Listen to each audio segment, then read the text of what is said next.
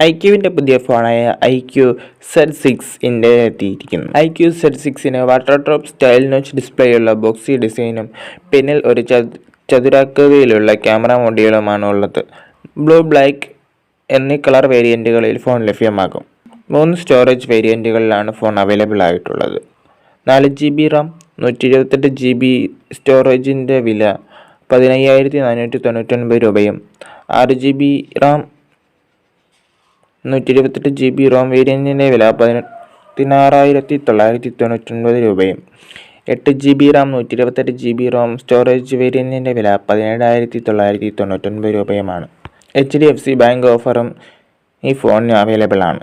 Amazon വഴിയാണ് iQOO Z6 March 22 മുതൽ വിൽപ്പനയ്ക്കെത്തുന്നത്.